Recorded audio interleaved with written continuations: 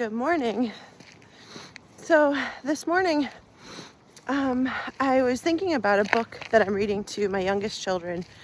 It's called Little Pilgrim's Progress, and it's based off of the allegory that John Bunyan wrote of Pilgrim's Progress.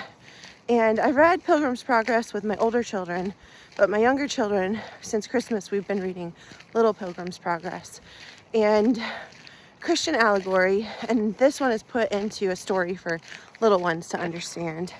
And my little ones love it so much. Sorry, it's cold. My eyes are watering. They love it, and I love it. I've been enjoying it so much. We started part 2 last night, and in part 1, little Christian decides to go to the celestial city, and he has to go through the narrow gate, and he has to walk on a really hard path to get there. And he meets Hopeful, and they get there, which is awesome. It's really hard, but they get there. Well, in part 2, Christian had a friend in the city of destruction named Christiana. And Christiana had kind of thought about it, but she didn't go.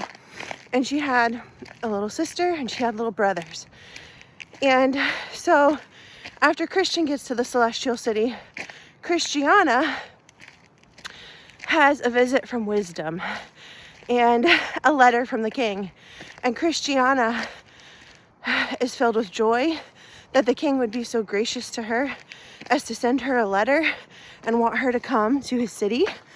And she's also filled with sorrow that she didn't believe and obey and begin on the pilgrim's path before.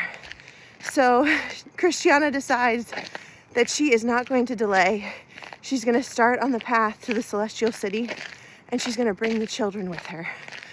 And when I read that last night, I thought, that's exactly how I felt when I realized that God has a path, and it's a path towards Him.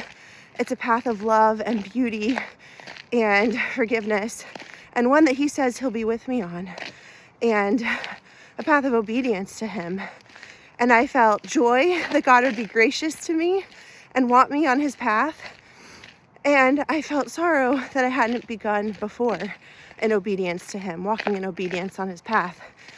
But it's amazing how God loves us, and He takes us as we are when we're ready to go, and we can just begin.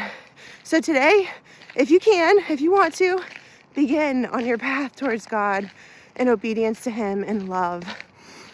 He wants to be with you. He loves you. Bye.